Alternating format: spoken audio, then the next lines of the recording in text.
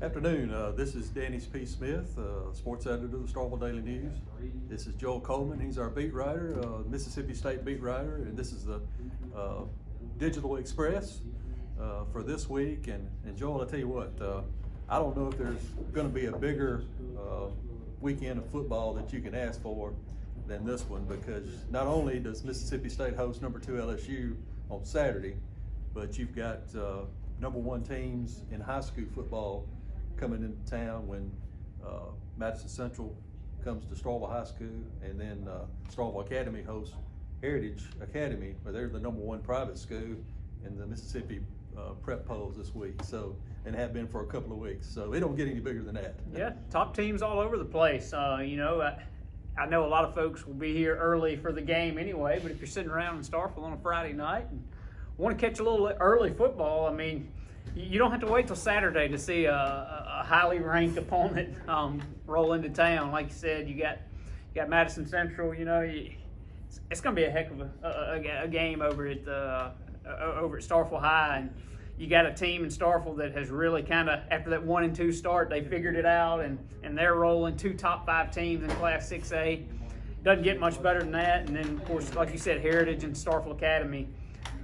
Just good games all over the place. You can throw a stick and wind up in a good game, flip a quarter, and decide where you want to go on a Friday night if you need to kill a little time. But going to be a lot of good football in Starkville this weekend. Yeah, I tell you what, you're looking at both Stovall High and Starkville Academy, and what they've been able to do to bounce back for some wins lately. And Stovall Academy, they lost to Pillow Academy a couple of weeks ago, but they righted the ship, went over to Bio Academy on a bad night for weather, and they shut out Bio Academy 44-0. And it seems like every time Stovall Academy loses a game, they always bounce back to.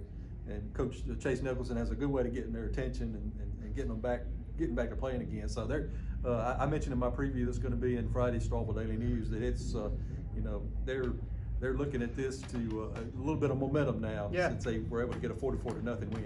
Yeah, well, I know from my years of covering Chase and Starkville Academy, you can always count on the Vols to be resilient, if nothing else. And they're usually on top of being resilient. They're usually really good too. They bounced back from Pillow. They get the big win a week ago. You got to think they're going to be amped up to play this game tonight. What does that mean? Does that mean a win on the scoreboard? Nothing's guaranteed, of course. But I would be shocked with Heritage rolling into town if those boys aren't ready to play over at Starkville Academy tonight. Yeah. And you brought up the Stovall Madison Central game, and that's our game of the week, and you'll be catching that one.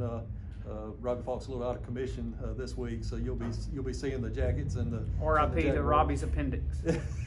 Yeah, and but the Jackets, as you say, are coming in on a roll. They've won 3-4 district games now, or 3, and 1, 2, 3, 4, 5 game winning streak. So, but other than those 2 games, you see we've got Choctaw County at Ripley, and East Webster, I think, has an open day. So does French Camp, and then Eupora is on the road. So really, if you're not in Stovall, those are the games you want to see. You just come on over to Stovall and catch either one of those, and you'll see a good one. That's right.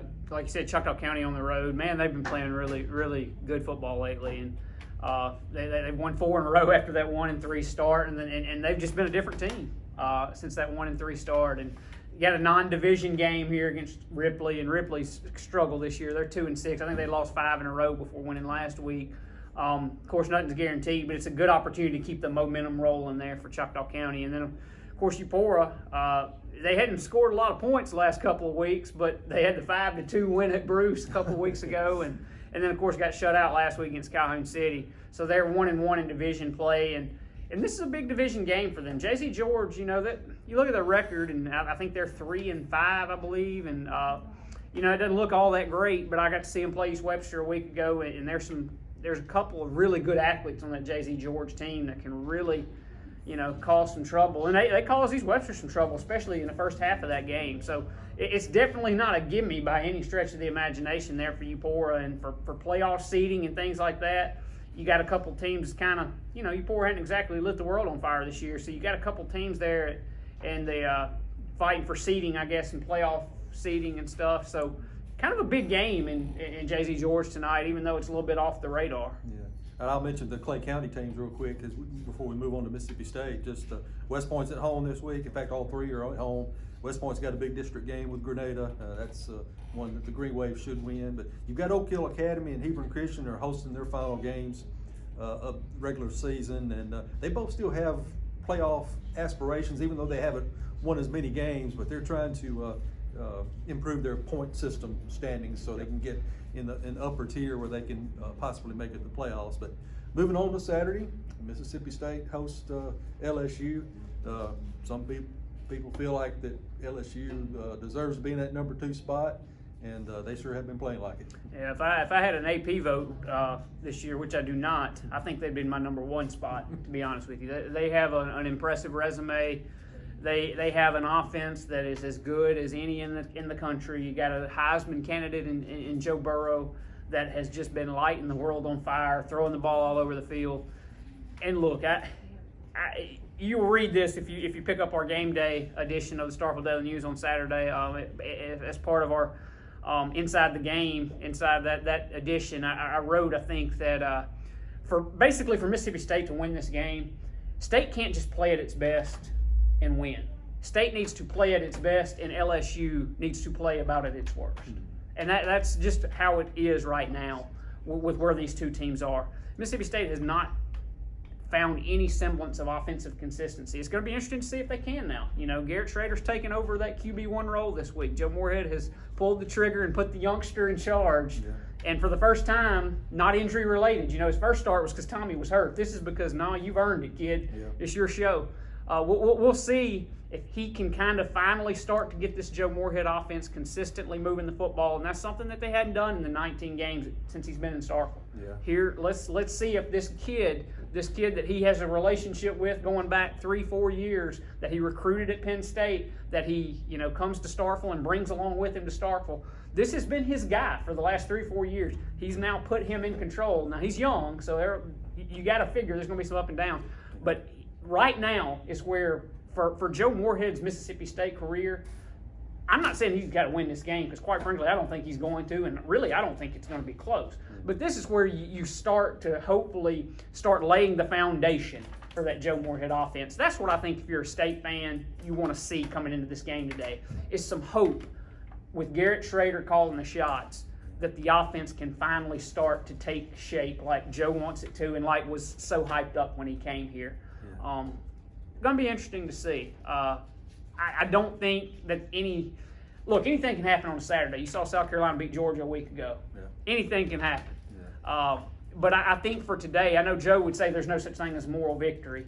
I think objectively, if you're just a fan, you can hope for the win, but you kind of pull for some more moral victories more than anything else today. Yeah. And if you get anything more than that, it's just kind of icing on the cake. Yeah, well, it's like you say, Joe Moorhead's not the defensive coordinator, but it'll be a Joe trying to stop Joe situation with Joe Morrow being on the other side there. But it's going to be, like I said, it's a Saturday. There were maybe anything can happen. We're not expecting it to happen, but that's why they played the game. So we'll see. Just a big football weekend, maybe the biggest we've had around here in a while. But we look forward to covering it for you. And as always, pick up the edition of the Starkville Daily News. Pick up our game day section on Saturday before you head out to the game, and we'll keep you as close to the information as we can. So this is Danny P. Smith, Joel Coleman. Until next week, this has been the Digital Express.